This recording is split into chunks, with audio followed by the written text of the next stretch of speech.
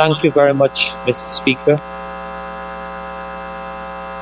Mr. Speaker, first of all, I would like to take this opportunity to thank His Excellency President Dr. Mohammed Irfan Ali, the General Secretary of our party, and our Vice President, Dr. Bara Jagdeo, for giving me this opportunity to become a member of this National Assembly to serve in the capacity as Parliamentary Secretary attached to the Ministry of Agriculture. Mr. Speaker, the honorable member in the opposition this morning tried to define democracy for us. The honorable member ought to know that democracy does not mean hiding your SOPs. Mr. Speaker, in Region 3, the region where I came from, we had 355 SOPs for regional elections and 355 SOPs for general elections. Ask my colleagues who are sitting in this National Assembly if they had not seen the 355 SOPs for regional and 355 SOPs for general. Mr. Speaker, democracy is not falsely accusing the citizens who voted as being dead and migrated. Democracy is not denying the will of the people as expressed by their votes on Elections Day. Mr. Speaker, the opposition on a daily basis kept randomly and arbitrarily accusing voters of being dead and migrated. I was on the team in Region 3. The Honorable Deodat Indar, the Honorable Dr. Tandika Smith, Honorable Priya, we all worked on the ground. And we found many of those same persons who we were told they hadn't voted or either migrated. We found them in the communities. Is that what democracy is about? Mr. Speaker,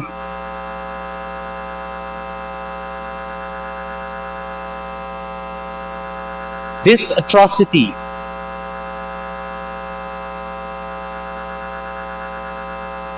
Mr. Speaker, first of all, in parliamentary democracies around the world, it is the first time perhaps we would know of a budget that is being debated, but the parliamentary opposition spent more than half of that budget already. It is perhaps the first time in the history of parliamentary democracy that such a situation we are confronted with. Is that how democracy is defined? Mr. Speaker, it would be improper on my part if I don't speak on the recent past. Approximately 1905 days, the people of Guyana endured extreme hardship of the APNU-AFC. The APNU-AFC campaign promises were never delivered. It was flushed instead. Mr. Speaker, the APNU-AFC's 100 days plan is yet to commence. They had 1905 days roughly, and yet it did not start. Mr. Speaker, where was the good life in the green economy that was promised? One of our honorable members said that perhaps it means to paint government buildings in green, so we are having a green economy. Mr. Speaker, the hardships where the quality of life were severely compromised for all Guyanese. Squandering of state assets and resources. Let us never forget the introduction of over 200 new taxes and fees. Mr. Speaker, firing in targeted communities and lack of employment opportunities. And what was the solution given to us? Plantain chips, cook-up rice, guava cheese, fish and chips. That was the APNU AFC's answers to Guyana's future.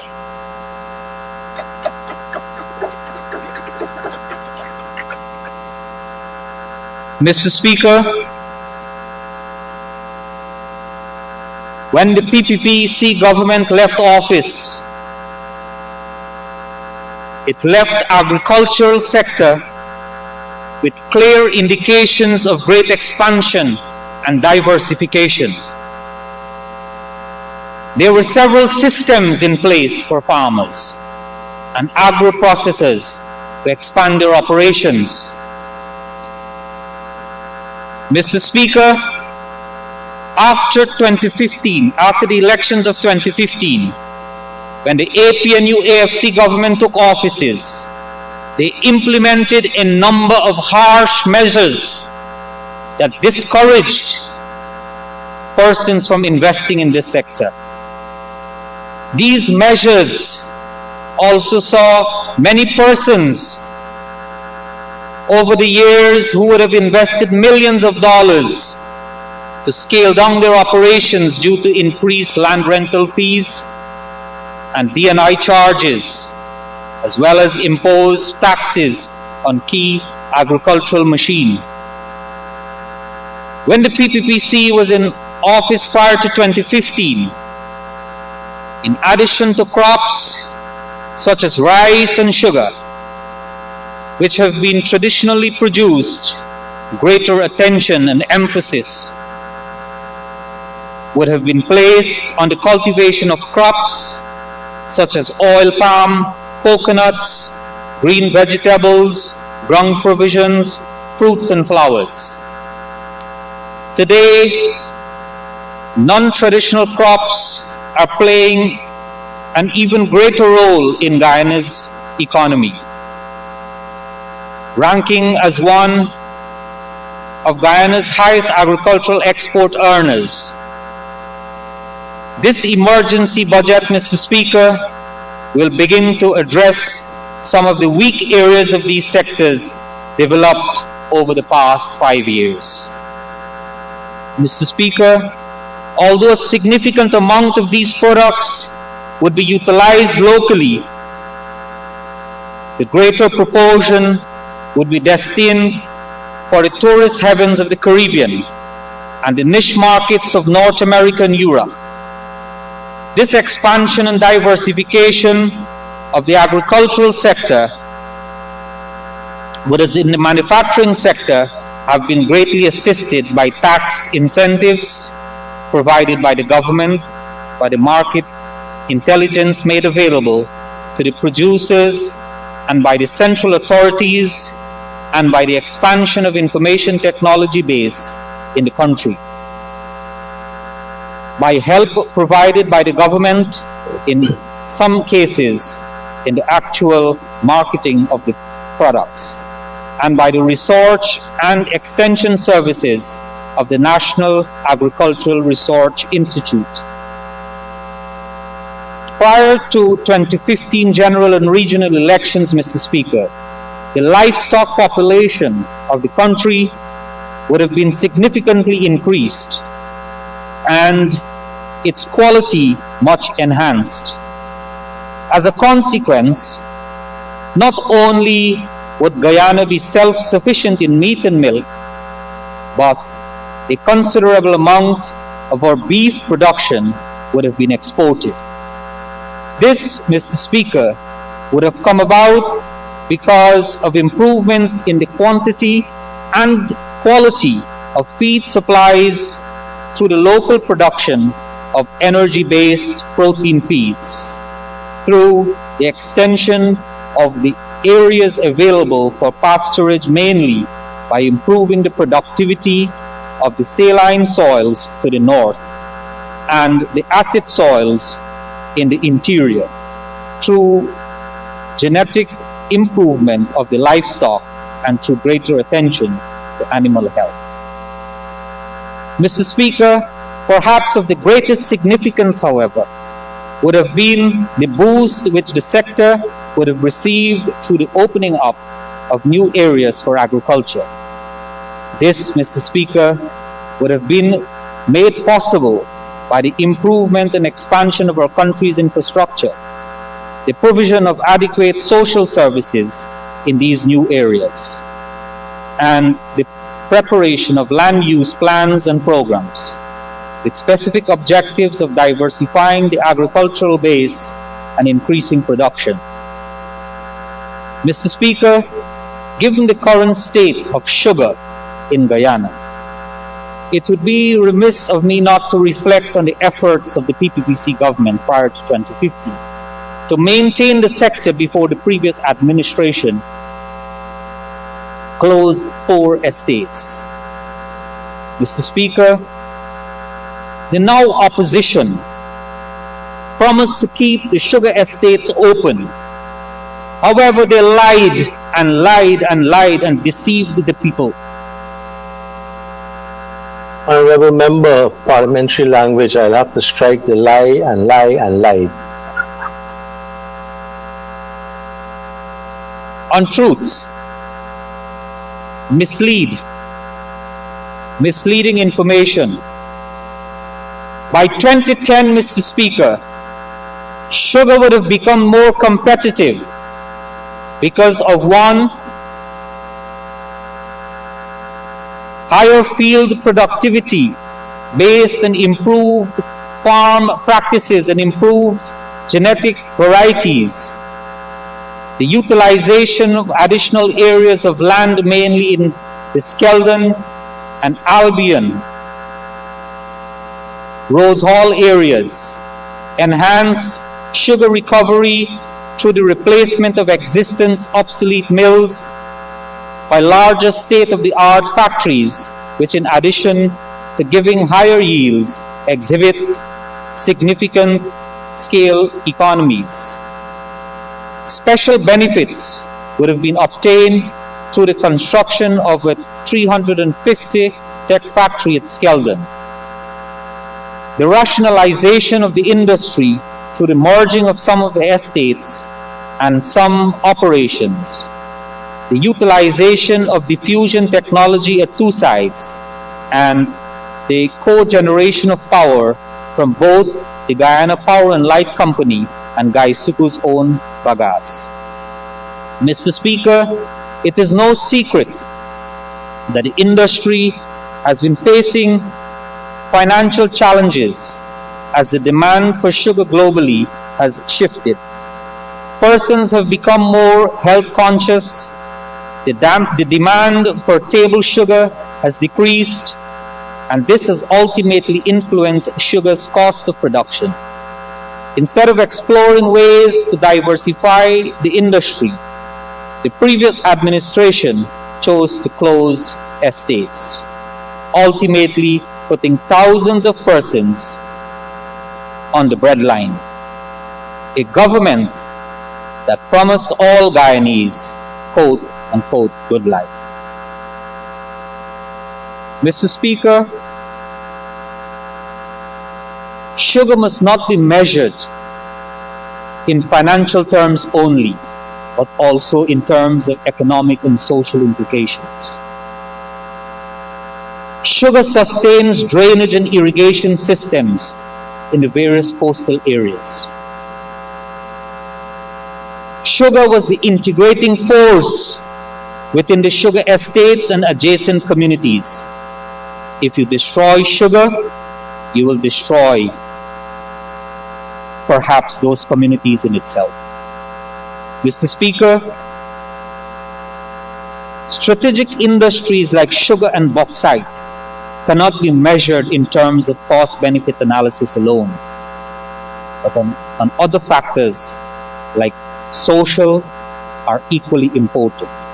Just think for a moment, the loss of contributions to the National Insurance Scheme. Under the watch of the People's Progressive Party Civic, the rice industry too flourished. There were clear indications of increased productivity through better farming practices and the use of improved varieties, increased mill recovery, and through the modernization and rationalization of most of the mills, and by achieving greater efficiency in the use of water. In addition, because of the assistance which would have been provided by government in obtaining of market intelligence, there would have been more diversified international market for Guyana's rice, although the major importers would remain the European. Mr. Speaker, Honorable Member, your maiden speech. Honorable Member, your maiden speech could be longer if someone would move an extension for you to conclude. Mr. Speaker, I'd like to ask that the Honourable Member be given another 5 minutes to conclude his maiden presentation. Thank you very much, Honorable Minister. Honorable Member, you may continue. Mr. Speaker, for agriculture in Guyana to reach its full potential, it must be strategically repositioned and must rest on the twin pillars of global competitiveness of agricultural products and balanced development of rural areas and communities. This budget acts as a stepping stone for those aspirations. Mr. Speaker, we have to work to correct the outdated and inefficient agriculture, health, and food safety systems. Extensive work to correct the inefficient land and water distribution and management systems and the weak and non-integrated information and intelligence system. Mr. Speaker, please allow me to zoom into Region 3. One of our farmers' main concerns is the access dams. Over the past 5 years, these dams were basically ignored, and it cost farmers additional monies to have their produce being transported to the markets. Added to this, there were no machines allocated to areas such as Philadelphia, Vorgenugen, Barnwell, Podrine, Nimes, and so on. This was due to the neglect by the former administration. Result, our farmers suffered. Mr. Speaker, also in region number 3, we found out that 4 bulldozers is down and only 1 operating at this moment. We will now have to work to expend monies to bring these machineries up to scratch.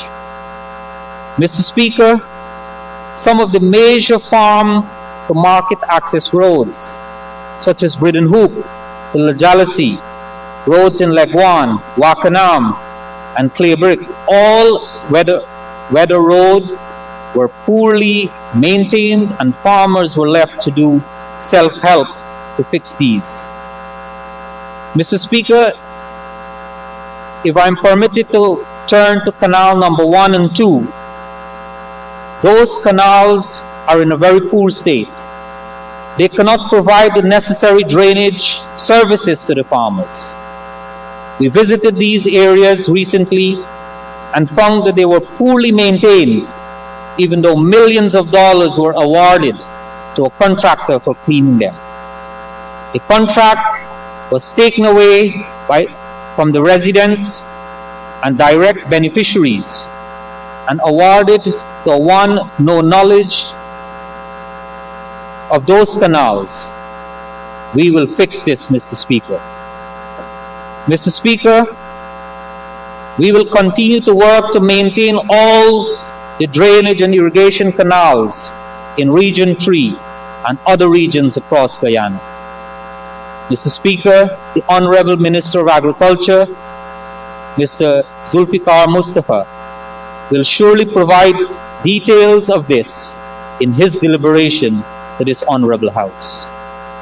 We will ensure all drainage cocas are fixed so that farmers can feel safe and their hard works and crops will not go down the drain when it rains. This is our commitment to our people, and we will stand by it. Mr. Speaker, in closing, please allow me a moment to touch on COVID-19. This pandemic has a negative impact on agriculture around the world, and it's no different here in Guyana. We already have programs in place through the Ministry of Health to ensure that our nation is kept safe during this time. However, at the level of the Ministry of Agriculture, we will pay special focus to our farmers to ensure that they follow all guidelines as they produce to feed our nation. Our teams from agencies such as NAREI, GLDA, GRDB, NDIA are geared to ensure that whenever they are in the fields, they also provide guidance and awareness to farmers to ensure they are safe. Mr. Speaker, this is just the tip of the iceberg of what we are doing and will be doing. We wish to assure this nation that at no point we will ignore our farmers. I thank you very much, Mr. Speaker, and all the honorable members of this House for listening. Thank you very much.